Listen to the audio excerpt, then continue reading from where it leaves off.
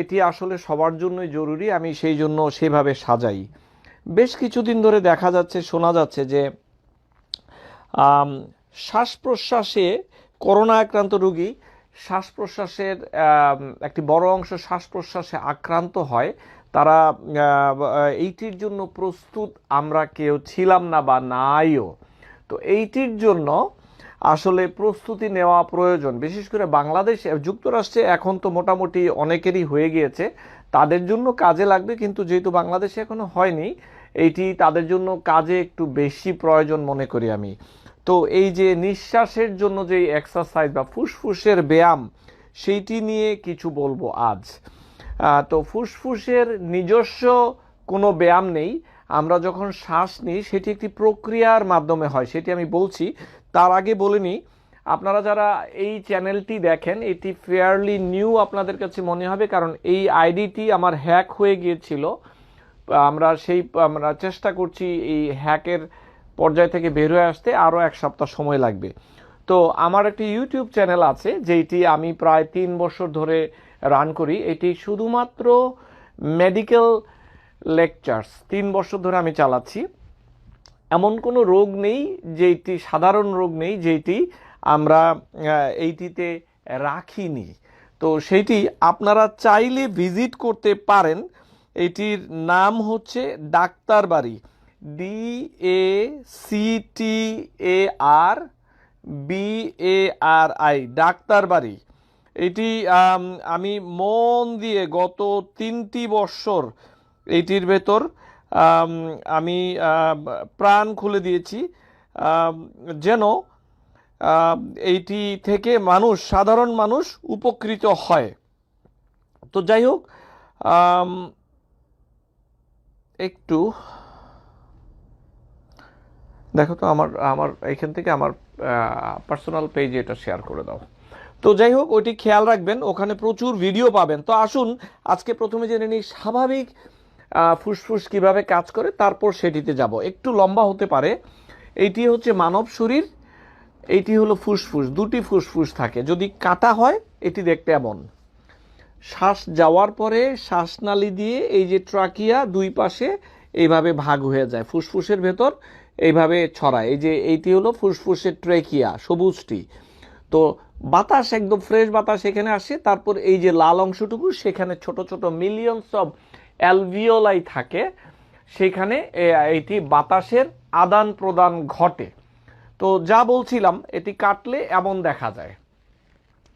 তো এইটি নিজস্ব কোনো ক্ষমতা নাই যে এটি শ্বাস নিলে শ্বাস বাড়বে। এইটির জন্য কিছু সাহায্যের প্রয়োজন হয়, যেমন এটি ডায়াফ্রাম নামে একটি ফ্যাসার মতো আছে, যেটি পেটের সাথে বুকের আলাদা করে। এটি একটি ফ্যাসার মতো, এটি খুবই স্ট্রং একটি মাসেল গ্রুপ। যখন আমরা শ্বাস নিচ্ছি, বাতাসের ঠেলায় কিন্তু ফুসফুস বড় হয় না, বড় হয় বিভিন্ন মাসেল। এর মধ্যে এই ডায়াফ্রামটি টেনে এটিকে নিচে আসে, বাতাসটি ইজিলি আসে। তারপর ইন্টারকস্টাল মাসেলস, অর্থাৎ পাঁজরের যে মাসেলগুলো আছে, এই যে এইগুলো এটাকে টেনে লম্বা করে হাড্ডিটাকে, ধরুন এটি হচ্ছে হাড্ডি পাঁজরের, এইটিকে টেনে ইন্টারকস্টাল মাসেল বড় করছে, সো পাঁজরটি বড় হচ্ছে। আর নিচের থেকে যে ডায়াফ্রাম রয়েছে, এইটিও এটিকে টেনে বড় করে, সো চারিদিকে এটি বড় হয়, 3 দিকে বড় হয়। এটি সরিয়ে ফেলো। হ্যাঁ, তো যা বলছিলাম, লক্ষ কোটি অ্যালভিওলাই আছে যেটির মধ্যে অক্সিজেনটি করে।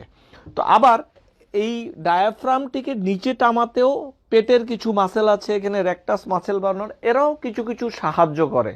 ইদানিং তো বলা হয় যে থাই মাসেলগুলোও যদি পাওয়ারফুল থাকে তাহলে শ্বাস নিতে সুবিধা হয়। তো অনেক সায়েন্স চেঞ্জ হচ্ছে দিনে দিনে। তো এই বেসিকটি জানা থাকলে আপনারা বুঝতে পারবেন যে কিভাবে কি হবে। তো ফুসফুস এবং করোনায় কেন এতটা ইম্পর্টেন্ট, এটা একটি জানা দরকার। করোনা ভাইরাস এই যে গলা, নাক বা গলা থেকে যে এটি এখানে কিছুদিন 3-4 দিন বসে থাকে, তারপর এটি আস্তে করে ফুসফুসে আসে, ফুসফুসে প্রদাহ তৈরি করে। প্রদাহ কিভাবে তৈরি করে? কারো কারো ক্ষেত্রে হালকা প্রদাহ, কারো কারো ক্ষেত্রে নিউমোনিয়া একদম পুরো ফুসফুসটি দুই পাশে একদম শেষ করে দেয়। হ্যাঁ, কারো কারো ক্ষেত্রে দেখা যায় যে এআরডিএস হয়, এআরডিএস অর্থাৎ একেবারে ম্যাসিভ সাইটোকাইন দিয়ে এটি নষ্ট করে দেয় পুরো ফুসফুসকে। কারো কারো ক্ষেত্রে দেখা যায় যে রক্ত জমাট বাঁধে এটির ভেতরে। তো এটি বিভিন্ন রকমের ক্ষতি এটি করতে পারে। তো যদি ফুসফুসটি ব্যায়াম ঠিক মতো করতে পারেন, কিছুটা প্রোটেকশন অ্যাডেড পাওয়া যায়। এই সমস্ত ব্যায়ামগুলো যে একদম শুরু হলেই আপনি করে নিলেন তা নয়। এই মাসেলগুলোর পাওয়ার বাড়াতে হলে একটু আগে থেকে প্রস্তুতি নিয়ে করাই ভালো। তার মানে এই নয় যে আপনি করবেন না, করা প্রয়োজন, আমি বিশ্বাস করি। আসুন একটু জেনে নিই ঘটনাটা কি। কিন্তু এইরকম কোনো একটি ঔষধ নেই যেটি দিয়ে খেলে আপনি ভালো হয়ে যাবেন, আপনার ফুসফুসটি ভালো হবে। করোনায় আক্রান্ত রোগীর এই মুহূর্ত পর্যন্ত কোনো সেই রকম ওষুধ নেই যে ফুসফুসের পাওয়ার বাড়বে। তো যাই বলছিলাম যে কিছু সাধারণ জিনিস করতে হবে এবং কিছু স্পেসিফিক এক্সারসাইজ করতে হবে। সাধারণ জিনিস কি? পুষ্টিসম্মত খাবার খেতে হবে, সুষম খাদ্য খেতে হবে। হ্যাঁ, মাছ, মাংস, ডিম এই টাইপের জিনিসগুলো খেতে হবে। প্রচুর পানি খেতে হবে, সেটি প্রায় 1.5 থেকে 2 গুণ পানি সারাদিনে। মানুষের যে প্রয়োজন 6 গ্লাস, সেখানে 10, 11, 12 গ্লাস পর্যন্ত খেতে হয়। যারা ধূমপান করছেন ছেড়ে দিন ধূমপান। কিছু ঔষধ রয়েছে যেগুলো ফুসফুসের ক্ষমতাকে, মাসেলগুলোর ক্ষমতাকে কমিয়ে দেয়। যেমন কোলেস্টেরলের ওষুধ খেলে মাসেলে প্রদাহ হতে পারে, শ্বাসকষ্টের সম্ভাবনা থাকে। তার মানে এই নয় যে এইটি এই মুহূর্তে বন্ধ করবেন, একটু সাবধানতা অবলম্বন করতে হবে। আর কিছু ঔষধ রয়েছে কিছু বডিতে, শরীরে ইলেকট্রোলাইটের ব্যালেন্স নষ্ট করে দেয়, সেইটিও খেয়াল রাখতে হবে। যেমন পটাশিয়াম কমে যায়, অনেক ওষুধ আছে সেগুলো। আর একটি বড় জিনিস হলো বি অ্যাক্টিভ। এইরকম একটি পরিস্থিতিতে পড়া মাত্র মানুষজন দেখি যে বিছানায় পড়ে যায়। এখানে একটি বড় মানসিক কম্পোনেন্ট আছে। এইভাবে বিছানায় পড়াটি আমি মনে করি যে একেবারে ঠিক নয়।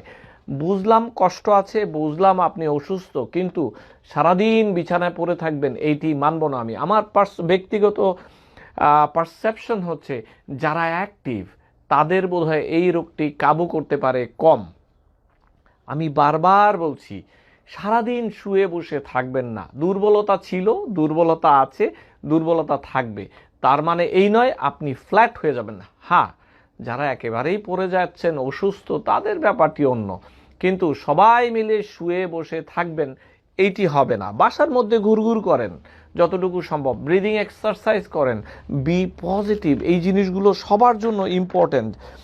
আর ঘরের ওয়েদারটি ঠিক রাখতে হবে। আপনি একটি গুমোট ঘরে থাকবেন, জানালা দরজা খোলা থাকবে না বন্ধ থাকবে, এইটি হবে না।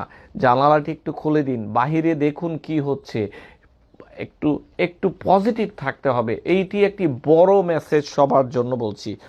এবং করোনা হলেই যে আপনি বাইরে যেতে পারবেন না তা নয়, আপনি যাবেন, আপনার উঠোনে যাবেন, আপনার আশেপাশে যেন কেউ না থাকে, আপনি কিছু ধরবেন না, মাস্ক পরবেন, গ্লাভস পরে আপনি উঠোনে যান। আপনি ছাদে যেতে চান, আপনি আপনার মতো করে সময় বের করে একা যান। এটি আপনার জন্য বারণ নয়, আপনাকেও সুস্থ থাকতে হবে। ডেইলি এক্সারসাইজ, অর্থাৎ আপনি যদি বাহিরে ব্যায়াম করতে যেতে না পারেন, চেয়ারটি ধরে 5 বার উঠা বসা করুন, সেটিতেও কাজে দিবে। এই এক্সারসাইজ করার জন্য আপনাকে মাঠে ঘাটে যেতে হবে না, আমি বলছি না কখনোই। আরেকটি জিনিস, যারা অ্যাজমাতে বা হাঁপানি রোগে সাফার করছেন বা সিওপিডিতে, তারা খেয়াল রাখবেন এই সময় যেন অ্যাজমার ওষুধ কোনোভাবে বন্ধ না হয়। অ্যাজমা অবশ্যই নিয়ন্ত্রণে থাকতে হবে। আমি বেশ কিছু কল পাচ্ছি তারা অ্যাজমার ওষুধ নিচ্ছেন না। এটি একটি মারাত্মক জিনিস, যদি দেয়া হয় নিয়মিত নেওয়া উচিত। ফুসফুসের ভিতরে ছোট ছোট ছোট ছোট মাসেল আছে, তাদের ভিতরে প্রদাহ হয় এই অ্যাজমার কারণে। তো সেই ওষুধ যদি ঠিক মতো না নেন তাহলে কিন্তু বিপদ ডেকে আনবেন আপনারা নিজেদের জন্য। বাড়িতে একটি হিউমিডিফায়ার রাখুন। ফার্মেসিতে গেলে দেখবেন ছোট্ট একটি মেশিন, সেটির মধ্যে পানি ঢেলে এটিকে পানিটি বাতাসে ছড়ানো হয়। আপনি খুব সুন্দরভাবে এটি বাড়ির বাতাসটিকে পরিষ্কার বা সুন্দর রাখে। কেউ যদি হিউমিডিফায়ার না পান, বেসিনের মধ্যে পানিটি জোরে ছাড়লে হালকা গরম পানি যে ভাপ আসে, একটু মেন্থল ঢেলে সেইটিও নিতে পারেন গরম পানিতে, সেইটিও পরিষ্কার করবে। আর ফুসফুস কম্প্রোমাইজড হচ্ছে কিনা, আপনি অলরেডি করোনা হয়েছে এবং আপনি কিভাবে বুঝবেন যে ফুসফুসের অবস্থা ভালো কিনা? এক, শ্বাসকষ্ট হচ্ছে কিনা, দুই, কাশি মারাত্মকভাবে বেড়ে যাচ্ছে কিনা, তিন, অক্সিজেন যদি চেক করেন দেখেন যে 90%-এর নিচে, তাহলে বুঝতে হবে যে আপনার ফুসফুস সুস্থ নয়। ওনাদের জিনিসগুলো দিয়ে দেন, কি চাই। আচ্ছা, তা অক্সিজেনের ব্যাপারটি খুব ইম্পর্ট্যান্ট আমি মনে করি। অক্সিজেন চেক করতে পারেন। আবার অনেকে বলেন যে কিভাবে চেক করব, মেশিন তো নেই। এটি সত্য, স্মার্টফোনের মধ্যে কিন্তু অ্যাপ আছে, পালস অক্সিমিটার নামে অ্যাপ আছে। এইটি স্বাভাবিকভাবে একজন যুবক বা যুবতী তার শ্বাস রেট 15 প্রতি মিনিটে, 15 থেকে 16, তাহলে কিভাবে হবে?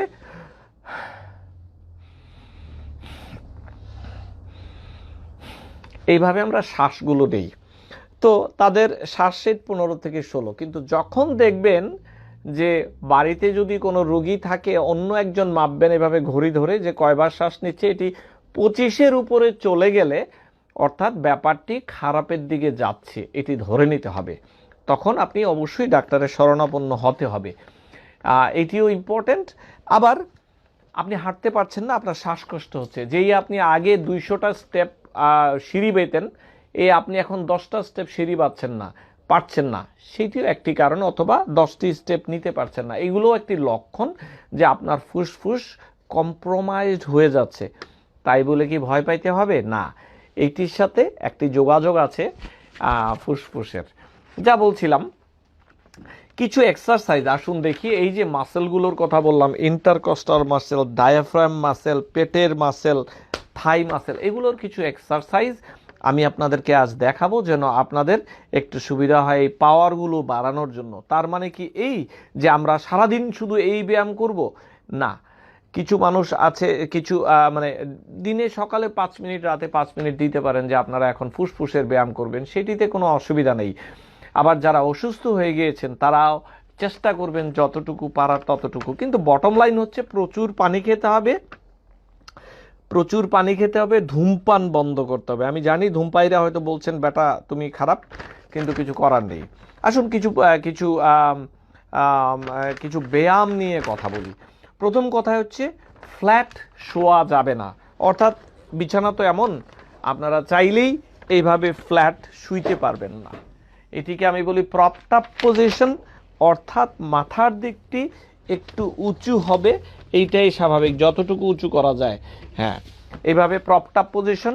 অনেক সময় আমরা বলি যদি সারাদিন খারাপ লাগে এরকম সিচুয়েশন করুন, অথবা একটা চেয়ারে গিয়ে বসুন, প্রপড আপ পজিশনে বসলে এটা তো বেস্ট এই মুহূর্তে। তো প্রপড আপ পজিশন অর্থাৎ এভাবে একটু বাঁকা করে শুবেন, তাহলে ন্যাচারালি ফুসফুসটি একটু নিচের দিকে থাকবে, একটু স্পেস পাবে, এটিকে বলা হয় প্রপড আপ। যদি না পারেন মাথার নিচে 3টি বালিশ দিন, বালিশ দিয়ে আপনি প্রপড আপ পজিশনটি করুন, সেটি এক। যদি তাও না পারেন আপনি সোজা রেখে একটু বাঁ দিকটায় একটু করুন, সেইটিতেও আপনার জন্য ভালো হবে যতটুকু সম্ভব হয়। হ্যাঁ, এটি মাথায় রাখতে হবে। সারাদিন একই পজিশনে পিছনে শুয়ে থাকবেন, এইটি হবে না। তারপর যেটি করতে পারেন, বসে লম্বা লম্বা শ্বাস নিয়ে হোল্ড করুন।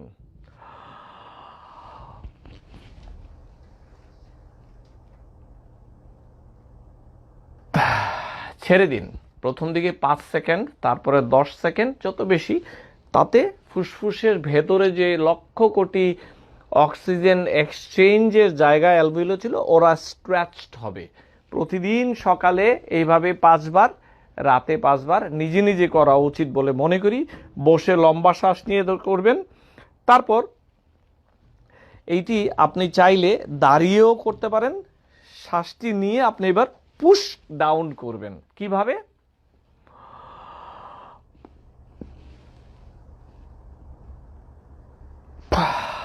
ছেড়ে দিন 5 সেকেন্ড পরে, অর্থাৎ শ্বাস আগেটি শ্বাস নিয়ে ধরতেন, ছেড়ে দিতেন। এবার দাঁড়ানোর পরে আপনি ম্যাক্সিমাম এফোর্ট দিলেন, শ্বাস নিয়ে পুশ ডাউন করলেন, খুলে গেল। এটি ইম্পর্টেন্ট, এটি ইম্পর্টেন্ট। সকালে 5 বার, রাতে 5 বার। এরপর যদি সম্ভব হয় জোরে জোরে শ্বাস নিন।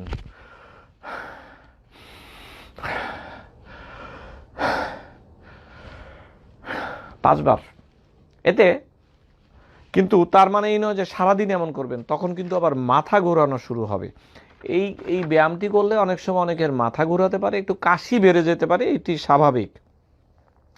এরপর আপনি প্রপড পজিশনে শুয়ে আপনি মনে করেন যে এইভাবে শুইলেন আপনি প্রপড আপ পজিশন। আমি জানি আমার অনেক ভিউয়াররা হাসছেন যে বেটা কি করছে ভাই, আমার জন্য যদি আমাকে দ্বারা আপনাদের একটু সাহায্য হয় আমি সেটাই করলাম।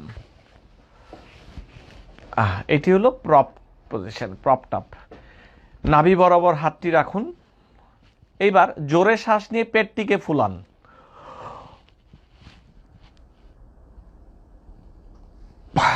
ছেড়ে দিন, হাতটি কেঁদে চাপ দিন, জোরে শ্বাস নিয়ে,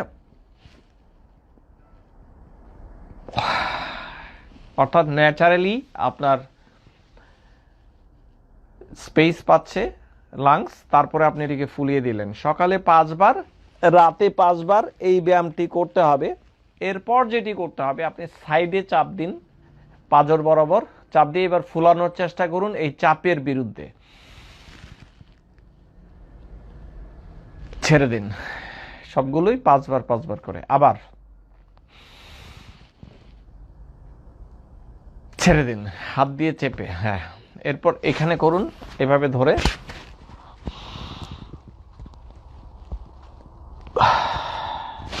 যেটি হচ্ছে এই মাসেলগুলোকে আপনার এক্সারসাইজ করাতে হবে।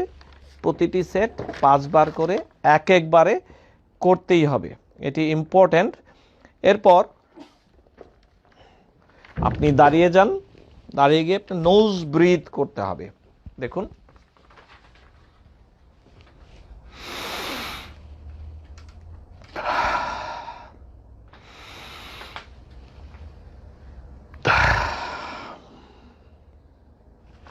এইটি করার সময়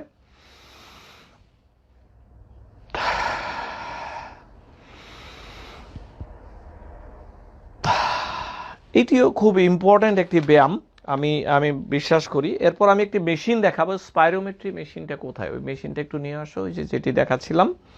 এরপর প্রোন পজিশন নিয়ে কিছু কথা হচ্ছে। প্রোন পজিশনটি হচ্ছে যাদের অলরেডি হয়ে গিয়েছে এই রোগটি, যাদের অবস্থা একটু খারাপের দিকে যাচ্ছে, তাদের ক্ষেত্রে এটি করানো হয় ফু দিয়ে। যেটা কোথায়, গাড়িতে নিয়ে আসো। হ্যাঁ, ওটা গাড়িতে থাকার কথা না, আমার রুমেও থাকতে পারে।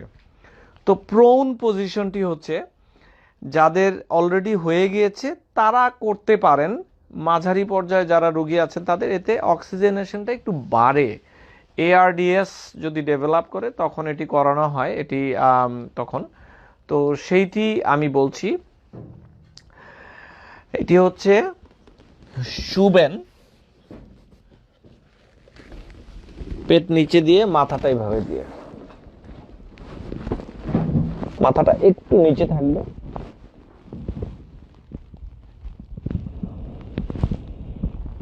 জোরে শ্বাস নিয়ে শ্বাসটি ধরুন।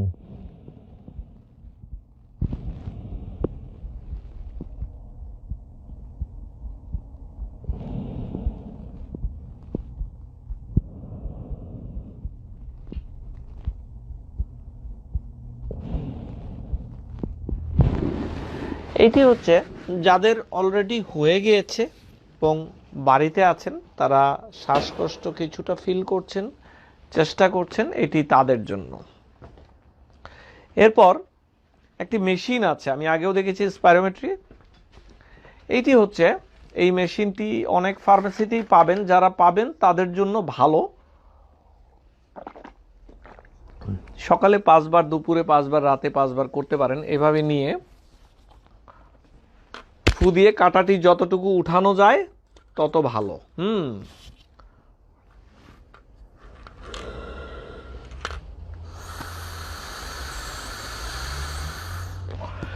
এটি ম্যাক্সিমাম, এইটিকে উঠিয়ে আপনি যতটুকু পারেন চাপ দিয়ে ধরে রাখতে হবে ফু দিয়ে, যেন আপনার ফুসফুসগুলোর উপরে এইটি একটি প্রভাব ফেলে, এটি প্রেসার ক্রিয়েট করে, রেজিস্ট্যান্স। দেখুন, আমরা পেশিতন্ত্রের ব্যায়াম কিভাবে করি, একটি রেজিস্ট্যান্স পাওয়ার দিয়ে তারপরে এটিকে বাড়ানো হয়। ঠিক ঠিক সেমভাবে আমরা কিন্তু কখনো এই ফুসফুস রিলেটেড যে মাসেলগুলো আছে সেগুলোকে কিন্তু কখনো এক্সারসাইজ করানো হয় না। না হয় এই মৌসুমে চেষ্টা করলাম নিজেদের ব্রিদিং পাওয়ারটাকে কিভাবে বাড়ানো যায়। এখন যারা সিওপিডিতে ভোগেন তারা দেখা যায় যে থাই মাসেলের এক্সারসাইজ করলেও কিন্তু তাদের এটার পাওয়ারটা প্রেশারটা বাড়ে। কিভাবে করবেন? আপনি এভাবে করে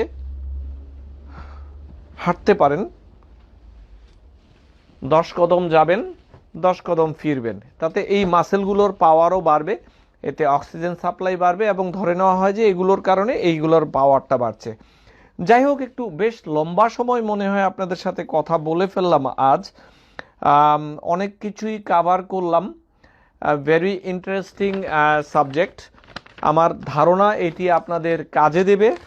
আমরা এই ব্যাপারটি নিয়ে যেন প্যারানয়েড বা সন্দেহজনকভাবে না হই যে আমরা সবাই মিলে জাতি এই এক্সারসাইজটি এখন থেকে শুরু করে দিব। হ্যাঁ, সময় পেলে করবেন, এটি ভালো। আর যারা করোনার লক্ষণ দেখা যাচ্ছে তারা অবশ্যই করা উচিত, প্রথম থেকেই করা উচিত বলে আমি মনে করি। প্রচুর পানি খাবেন, ধূমপান বন্ধ করুন, ধূমপান বন্ধ করুন, ধূমপান বন্ধ করুন।